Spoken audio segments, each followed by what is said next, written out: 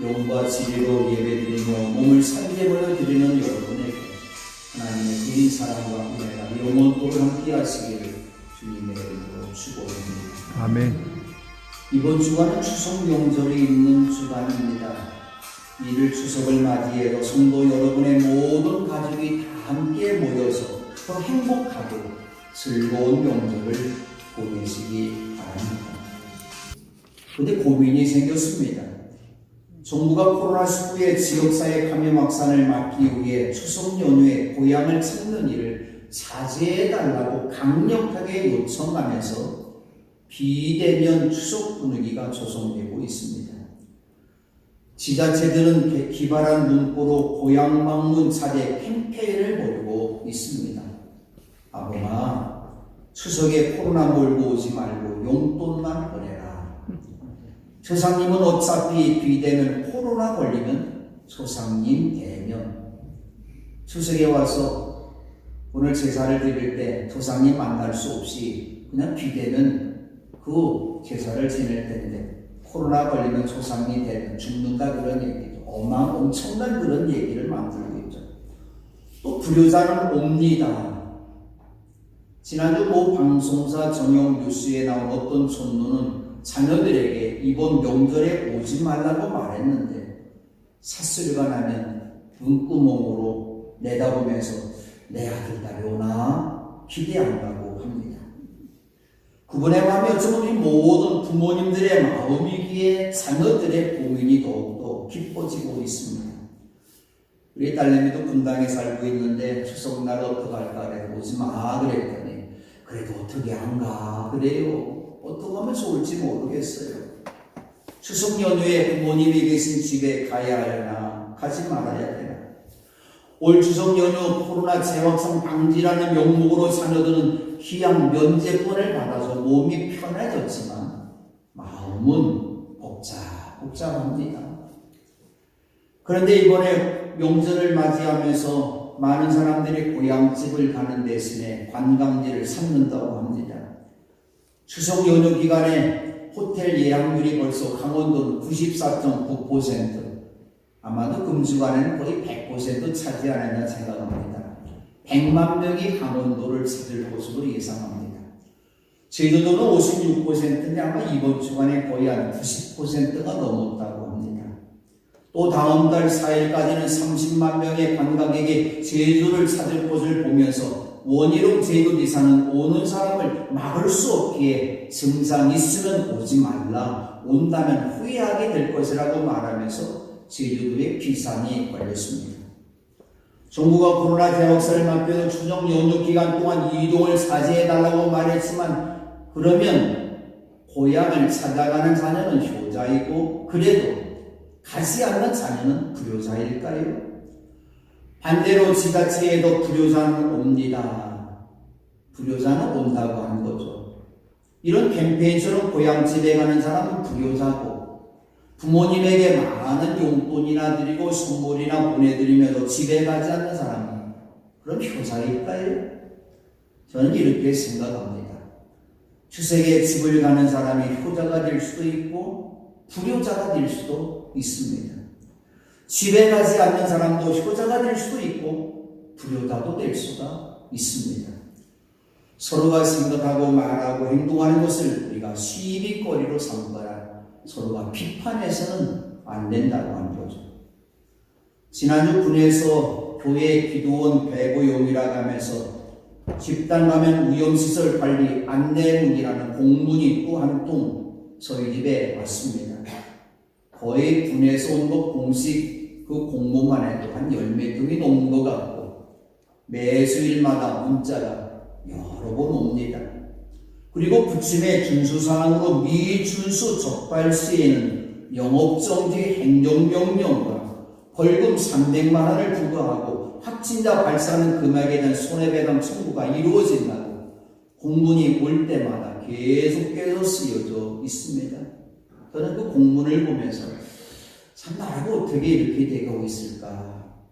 교회가 집단 감염 위험시설입니까? 아마도 전국에 있는 많은 교회들을 통해서 어쨌든 교회가 집단 감염시설이 아니라 사람들이 코로나에 걸려서 교회 예배드리러 왔다 걸린 건데 교회가 집단 감염시설로 정부에서 말하고 있어요. 코로나 핑계로 문정부의 교회 박해가 크게 달해 있습니다. 그럼에도 우리 교회는 방역관리를 철저히 하면서 예배를 드리고 있습니다. 서울연의 원송 감독님께서 얼마 전에 오늘 이러한 영상을 보내고 또 서울연회들에게 예배는 생명이기 때문에 예배 드리는 것 공문을 보냈습니다. 그리고 연예교회들이 혹시 잘못해서 벌금이 나오면 그 벌금을 그 교회로 내준다고 합니다. 그 교회 모 장로님께서 1억 원이라는 헌금을 내주셔서 벌금 물게 되면 피차피 잘못해서 벌금을 물게 되면 대신 갚아준다는 거죠.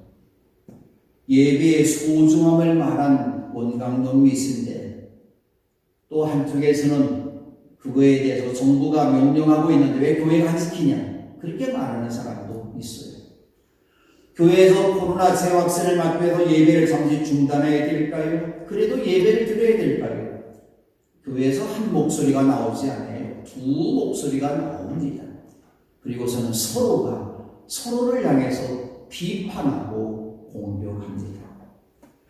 교회끼리 서로 다투고 있으니 교회가 다투고 있는 이 문제들 때문에 어쩌면 정부가 교회를 박해하는 것이 어느 정도는 성공한 것 같습니다. 우리는 서로가 서로를 향해서 비판하지 마십시다. 유대인들의 복음을 받아들여서 자신들의 전통적 유대 신앙을 청산하고 예수 그리스도를 믿고 따르려고 했을 때 가장 심각한 갈등으로 다가온 것이 하나 있었는데 먹는 것과 나를 지키는 두 가지를 갖고서 서로가 다른 생각을 갖고 있었기 때문에 서로를 향해서 업신여기고 시비거리로 삼고 비판했던 거죠. 이게 바로 2000년 전의 이야기입니다. 어쩌면 사람 사는 세상은 똑같은 것 같습니다. 바울은 비판하는 그들을 향해서 주님을 위하여 서로 업신여기도 말고 비판하지 말라고 하였습니다. 바울 사도가 복음을 전하면서 가장 가고 싶어 했던 나라가 로마 나라입니다. 그 당시 세계 최고의 정치와 문화와 문명과 경제와 철학과 교육이 살아있는 도시를 보고 싶어서 그런 생각 가진 것이 아니죠. 로마를 복음화시키기 위해서 로마를 가고 싶었던 거죠. 그런데 로마 교회를 바울이 바라보면서 로마 교회에 있는 많은 문제들인 것을 바라보면서 그 교회를 위해서 기도하면서 그 교회 위에 주님의 말씀을 서신으로 보냈던 거죠. 그 당시 세계 중심이었던 로마 땅에도 바울이 복음을 전하기 전에 교회가 세워졌습니다. 근데 이 교회들마다 많은 문제가 있었어요. 로마는 어떤 나라입니까? 황제를 신으로 섬기는 나라입니다.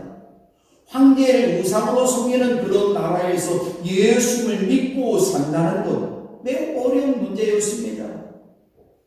그러나 많은 신자들이 환난과 핍박을 견디어내면서 신앙을 지키고 복음을 계속해서 전파했습니다. 바로 그런 가운데서도 이 로마 교회 견디기에 어려운 핍박이 있었지만 그런 가운데서도 더 열심히 신앙생활하는 사람이 있습니다. 믿음이 강하고 성숙한 신자들이 있지만 반대로 믿음이 아직도 여리고 미숙한 신자들도 있습니다.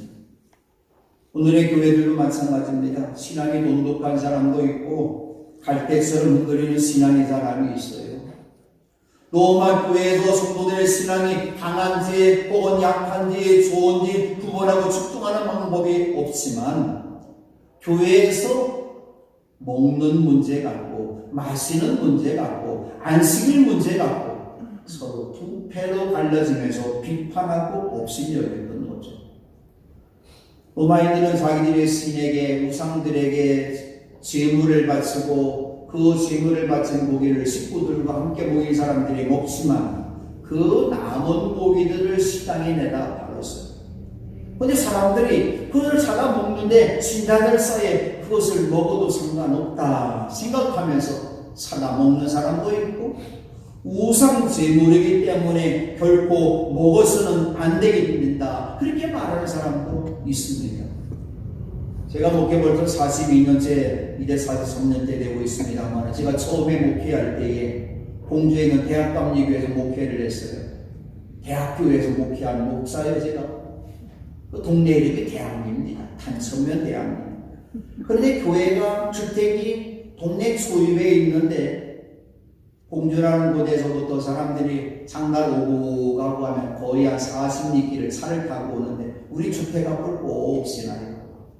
권사님들이 고등어 사면 한 손은 저희들 주고 자기들 갖다 먹고, 과일도 몇 개 사면 저희들 주고 하고, 그런 분들이 참 많이 있었어요.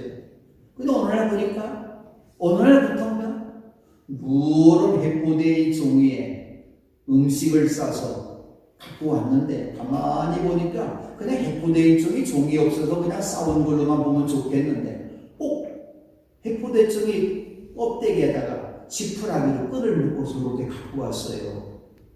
제가 보니까 분명히 그날 전날 저녁에 자기 부모님에게 제사 드리고 남은 음식을 싸갖고, 꼭 제사 음식 꼭 지푸라기에 싸는지 모르겠어요. 이 음식을 먹어야 되나 안 먹어야 되나. 어쨌든 저는 모태신앙이기 때문에 저희 집에서는 한 번도 제사를 지낸 적이 없기 때문에 또 꺼림식이에요. 이거 먹어야 되나 안 먹어야 되나 찝찝했어요. 교회들마다, 많은 성도들마다 제사 음식을 먹어도 좋다는 사람들은 베드로에게 준 하나님의 말씀을 기억할 겁니다. 베드로가 기도합니다. 황홀병에 빠져들어갔어요. 하늘이 열렸습니다. 우리 매복의 사랑 성도는 모두가 기도할 때마다 하늘이 열리는 은혜가 나타나기를 주님의 이름으로 축원합니다. 아멘. 하늘이 열렸어요. 그리고 큰 보자기 같은 그릇이 네 구퉁에 끈에 매달려 땅으로 뒤로 내놓음을 보았는데, 그 안에 보니까 온갖 네발 짐승들과 땅에 기어다니는 것들과 공중의 새들이 골고루 들어있어요. 음성이 들려옵니다. 베드로야, 일어나서 잡아먹어라. 보니까 거기에는 속된 짐승들이 있어요. 구약의 율법에 보니까 먹어서는 안 되는 짐승들과 새들이 있는데 그게 있어요. 그래서 베드로가 대답합니다. 주님, 절대로 그럴 수 없습니다. 나는 속되고 부정한 것은 한 번도 먹은 일이 없습니다. 대답했더니 음성이 들려오기를, 하나님께서 깨끗하게 하신 것을 속되다고 하지 말아라. 아마도 이 말씀을 생각하는 분들은 제사 음식을 먹어도 괜찮다고 말하는 분이 있을 거죠. 그러나 제사 음식을 먹어서 안 된다고 하는 생각하는 사람은 구약의 율법의 말씀을 기억할 겁니다. 출애굽기 34장 15절입니다. 너희는 그 땅에 사는 사람들과 언약을 세우지 말아라. 언약이라도 세웠다가 그들이 자기들의 신들을 음란하게 따르며 그 신들에게 제사를 드리면서 너희를 초대하면 너희가 그 초대를 거절하지 못하고 그리로 가서 그 예물을 먹지 않겠느냐? 이방 신들에게 제사 드리는 곳에 가서도 안 되고 제사의 음식을 결코 먹어서는 안 된다고 하는 거죠. 그럼 제사의 음식을 먹어야 되는가? 먹어서는 결코 안 되는가는 문제를 가지고 갈등을 빚다가 많은 신자들이 이 문제 갖고 채소만 먹겠다는 사람이 로마 교회에 나타났던 거죠. 원래 채식주의자들은 종교적 입장에서 승변하는데 요즘에는 자연보호 입장에서 건강 위주로 나아가게 됩니다.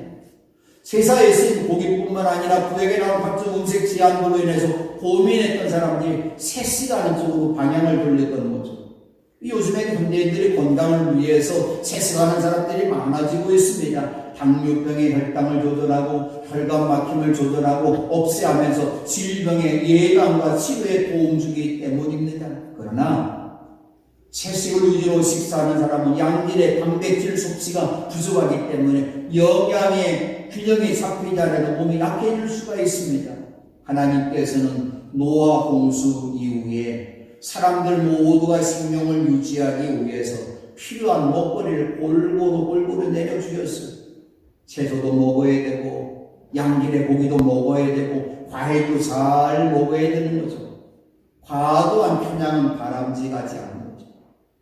그러면 하나님을 진실로 섬기기 위해서 제사 음식이나 육신하에 먹지도 말고 돌보지도 않는 게 좋다? 아니다. 세상의 모든 음식은 하나님이 다 주신 것이기 때문에 모두 아멘으로 받으면 굳이 가질 필요는 없다. 이런 두 가지 주장이 오늘도 대립하고 있어요. 그래도 로마 교회에서는 서로의 주장을 내서 자기의 주장이 옳다고 격렬한 논쟁에 빠지면서 편을 가르고 비판했던 것이죠. 어떻게 해야 될까요? 바로 이렇게 본문의 말씀을 주고 있습니다. 여러분은 믿음이 약한 이를 받아들이고 그의 생각을 시비거리로 삼지 마십시오.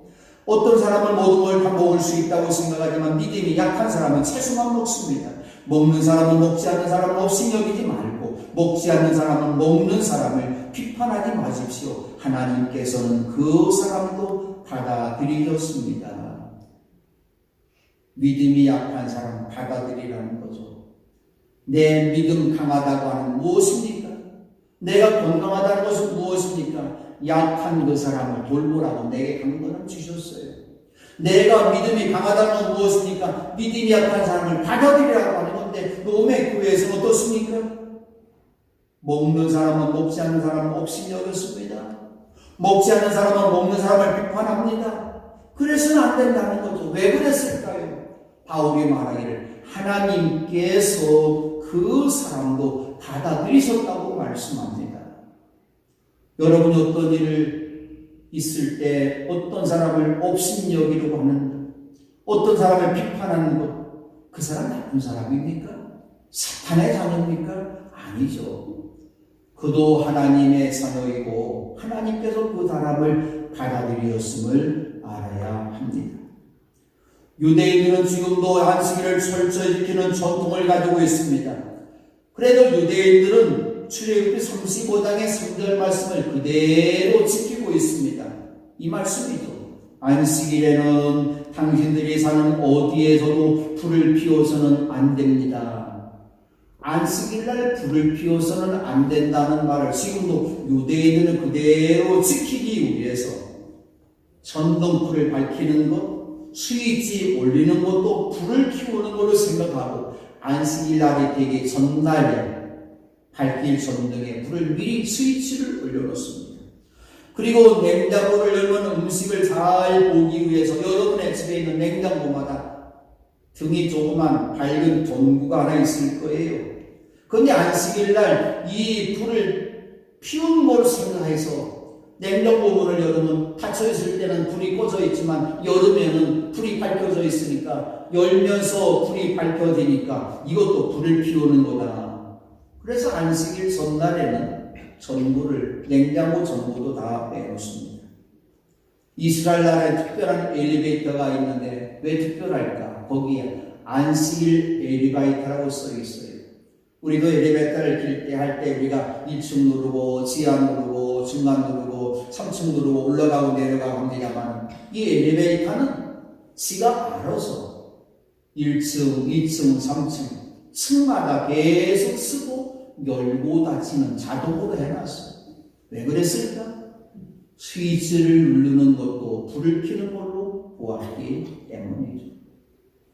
예수님을 믿은 사람, 믿은 위에도 유대인들은 그래도 우리가 예배를 드릴 때는 안식일날 예배 드려야 된다. 안식일날 바로 금요일 해가 지기 시작할 때부터 토요일 해가 지는 시간까지인데 이 시간 예배 드려야 하나님이 기뻐하신다. 그래도 그날 예배 드렸어요.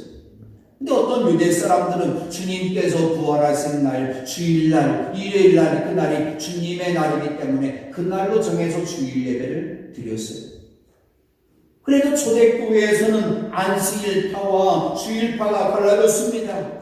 지금도 전세계 안식일 교회에서는 말 그대로 토요일날 안식일에 예배를 드립니다. 그래서 안식일날 예배 드리기 위해서 학생들 토요일 학교도 안 가고 직장도 안 가죠. 요즘에 그래도 안식일 교인이 좋아졌어요. 토요일날 공부 안 하니까. 직장 요즘에는 토요일 안 하는 데가 많은데 바로 이렇게 토요일을 예배드린 안식일파, 주일파가 갈라져 있습니다. 그럼 어떤 날 예배드려야 하나님이 기뻐하실까요? 안식일일까요? 주일일까요? 그래도 예루살렘에도 시작된 교회들은 성도들이 안식일날도 예배드리고 주일날도 주님의 부활을 기념하기 위해서 예배를 드렸습니다. 날에 대한 가르치는 바울의 말씀을 들으십시다. 5절입니다.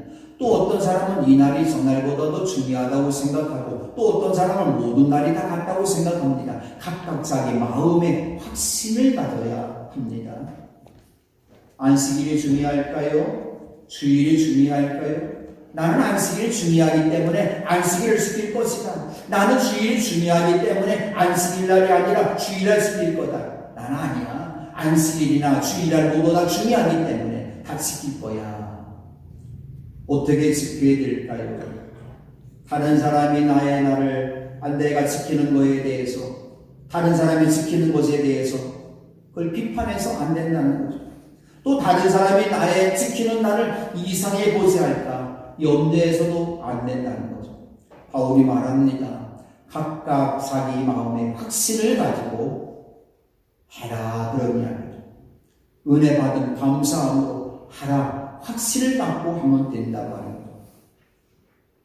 어느 유명한 우리 충북연의 목사님이신데 누구라면 다 알 것 같아서 말씀 안 드립니다. 토요일날 저녁에 그 목사님에게 전화가 왔어요. 어머니가 위독하시다는 말을 들었습니다. 이 목사가 생각하기를 목사는 주일을 거룩하게 지켜야 되니까 그렇게 생각하면서 어머니 집을 찾아가지 않았습니다. 그런데 안타깝게도 그날 저녁을 넘기지 못하고 어머니가 세상을 떠나셨어요.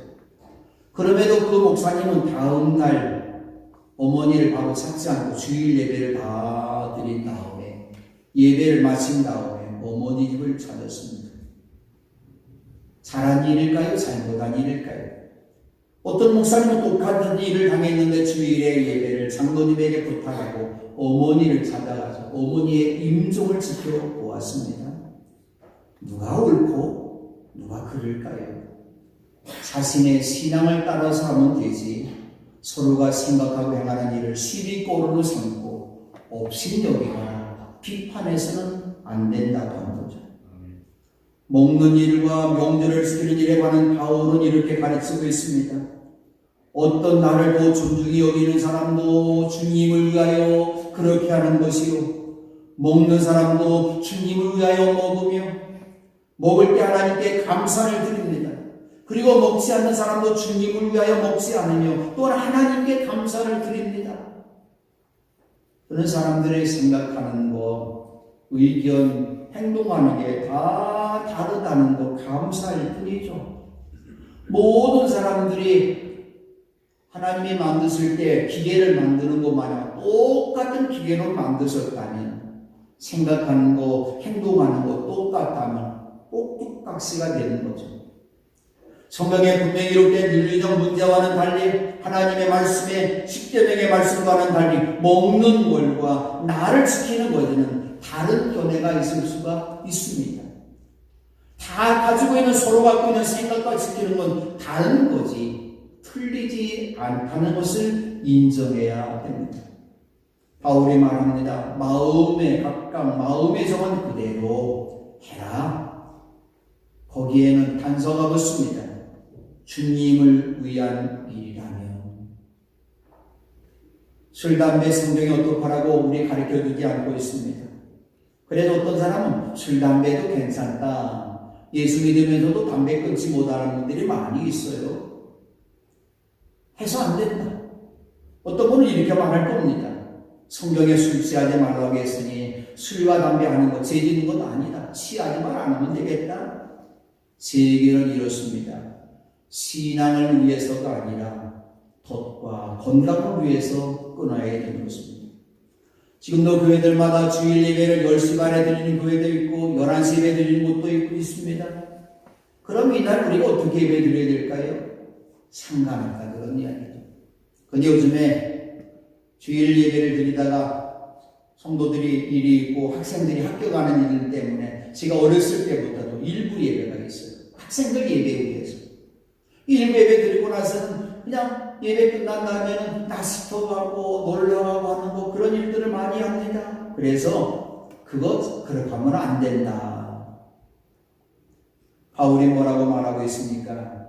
믿음이 연약한 신자를 대할 때에 그의 의공과 태도를 시비거리로 삼지 말고 업신여기거나 비판하지 말라고 했습니다. 연약한 신자가 하는 행동을 따뜻하게 받아주고 그 생각을 존중해 줘야 된다는 거죠. 그렇다고 예수를 믿는다고 하면서도 술을 마실 때 곤드레 만드레 마시고 담배를 피우고 주의를 지키지 않고 산다는 거 결코 아닌 것이죠.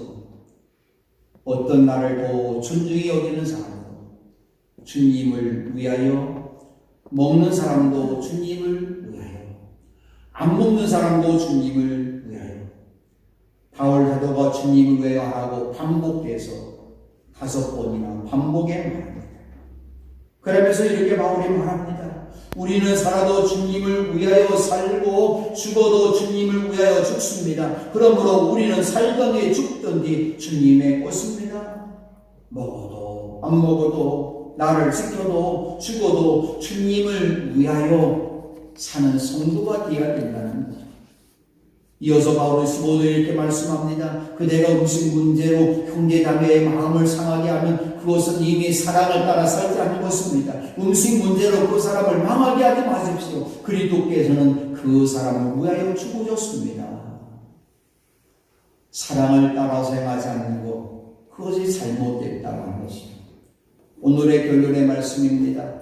17절 하나님의 나라는 먹는 일과 마시는 일이 아니라 성령 안에서 누리는 의와 평화와 기쁨입니다. 성도들의 삶은 무엇일까요? 하나님의 나라에서 가는 우리의 목표가 있습니다. 먹고 마시는 것이 인생의 궁극적인 목적이 아닙니다. 먹을 수도 있고 안 먹을 수도 있어요. 명절을 지킬 때 이걸 이렇게 지켜야 되나 안 지켜야 되나, 안식일 지켜야 되나 주일 지켜야 되나, 최종 목적이 아니라는 거죠. 하나님 나라 어떤 나라일까요? 성령 안에서 누리는 의와 평화와 기쁨이라고 말하고 있습니다. 주님을 위하여 사십시다. 주님을 더 사랑하며 사십시다. 경건한 예배를 드리십시다. 우리 곁에 믿음이 어작한 사람들이 있으니까 그의 생각들을 비판하거나 서로가 옥신여기지 마십시다. 믿음이 약간 신자의 생각하고 말하고 시비거리로 삼지 말고 그를 업신여기고 비판하는 것, 사탄이 한다는 생각을 알아야 됩니다. 비판하면, 형제자매 비판하면 하나님의 심판자 앞에 서게 된다고 하는 거죠. 하나님의 심판자 앞에 서서 우리가 시비거리 삼은 것처럼, 우리가 업신여긴 것처럼 하나님도 오늘 우리를 비판하시면서 심판하시면 우리가 어찌할 수 있겠습니까? 그러므로 이 땅에 사는 동안 우리가 사랑을 따라서 사는 성도가 되어야 된다고 하는 거죠. 이제부터 주님을 위하여 믿음이 약한 그를 생각하고 말하는 것을 있는 그대로 받아들이고 비판하지 말고 사랑하십시다. 그리고 사랑하는 하나님께 무릎을 꿇고 감사로 찬양하십시다. 그러면 하나님 아버지께서 성령 안에서 누리는 의와 평화와 기쁨을 이번에 추석 선물로 풍성히 내려주실 줄로 믿습니다. 기도